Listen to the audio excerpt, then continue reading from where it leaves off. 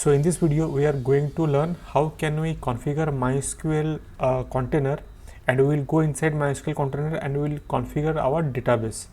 Now in the last video we executed this command and the docker run -m, that lengthy command, and this command runs, it starts our Docker container.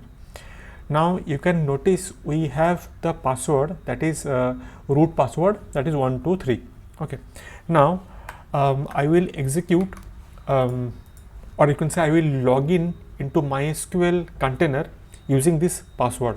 Okay, now to get into that container we have a special command, that is mysql -u. I will show you that command in a second.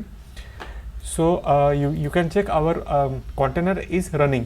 Okay, it's up 1 hour. Okay, and this is the port, and it's running in the local server. Okay, now to get into MySQL container we will use a command mysql -h. H means host 127.0.0.1. now this is localhost. Then we will use capital P. Capital P says the port number, that is 3306. Then we will give the user, that is root, and -p. Now -p, now this P is small p, and it will prompt password. Okay, means it will tell us, or it will ask us to enter the password. Now the previous P is 3306 and that P is the port number. Capital P stands for port number, -h stands for the host, and we have given 127.0.0.1. okay, now if I press enter it will ask me password. Now this password is nothing but the password that we have given while we have triggered, or while we have created the container. We have given the password, that is 123. so here I will enter 123, and now we are inside MySQL container. Okay, now you can see the version, that is select version, that is 8.1, the same version we have downloaded while we had downloaded the container. It is the same version. Okay, now this command is very handy if we want to know the version of it. Okay, now if you want to come out of the cell, then you can give only exit semicolon. It will come out of the MySQL prompt. So I want me to go back inside again, so I will press up arrow and go there, and I will press 123. okay, now if I want to know how many databases are there, so I will execute so databases. Okay, so it will list us what are the databases are there. Okay, now if I want to know how many users are there currently, so select user from MySQL user semicolon. It will give us the number of users. Now first step would be to create one new user. Now to create a new user we will use a command called create user. Let's say I will give dev1, then I will have @, then I will give percentile symbol. Now it says, it means the user belongs to all the hosts. Okay, then I will use identified by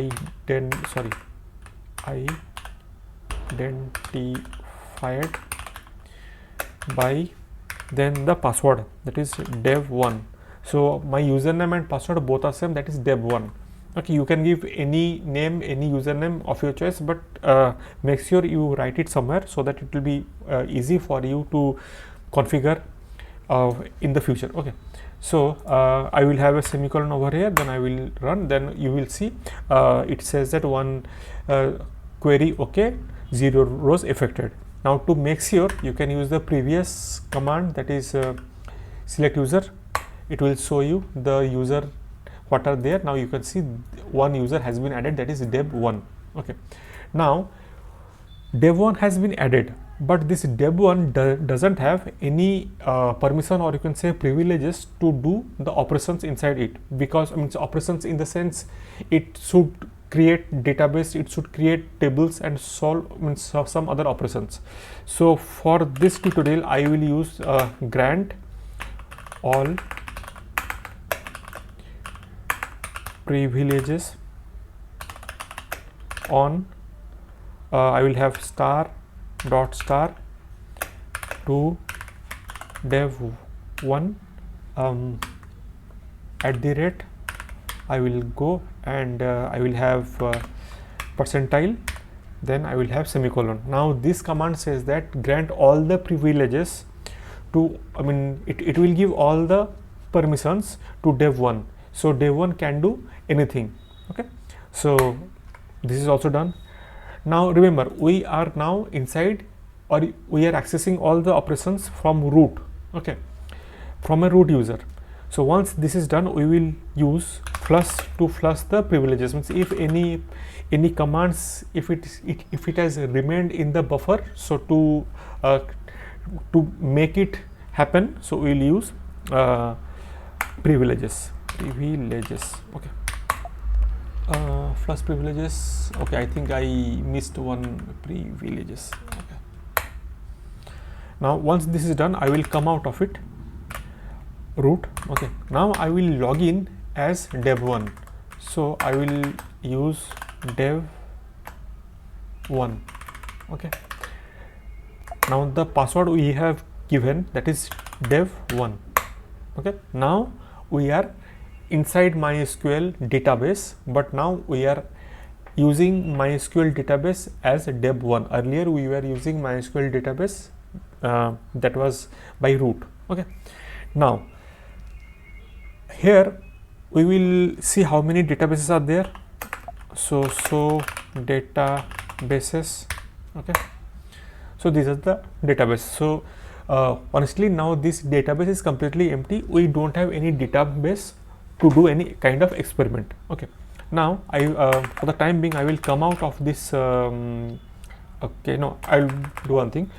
I will come out of it. Okay, now I will go to my downloads folder, and in the download folder, no, not in the download folder, I will come out ls, there is raw databases, there is a folder called raw database. See, there is a folder called raw database, so I am going inside this folder, and this folder is having some of the database. Now Sakila DB and employees DB, they are already available in the internet, you can download it. So once you download it, keep that one in some specific folder and go inside that folder. Once you are inside it, you can check by ls the current files and folders in that specific directory, that is ls, and these are the contents. So we have a Sakila DB. Now I will go inside Sakila DB. Now inside Sakila DB folder, we have two important, there are 3 files, but two are very important, that is Sakila-schema and Sakila-data. Now schema says that it contains the table structure, and Sakila_data, it contains the actual data inside it. Now our main goal is to import this data into our database that we have created, but there is a problem. Sakila DB isn't there inside our MySQL.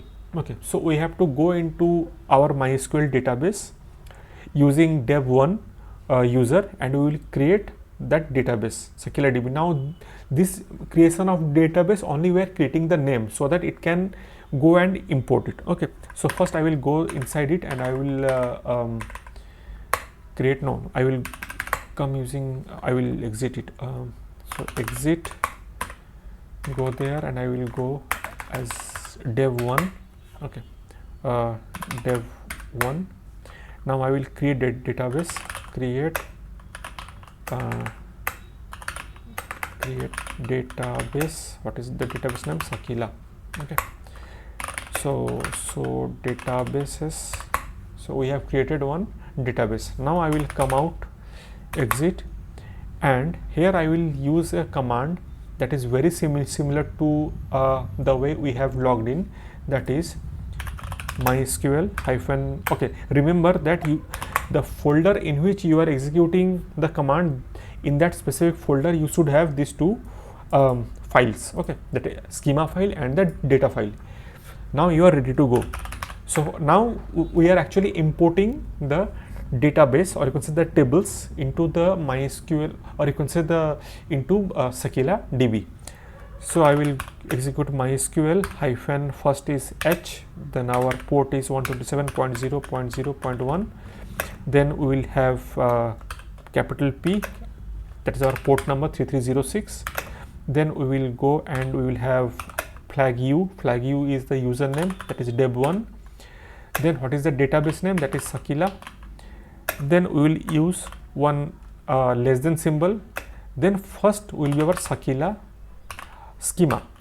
So what is the schema name, schema dot SQL. Okay, now once I trigger this command, the structure of the table will get into Sakila DB.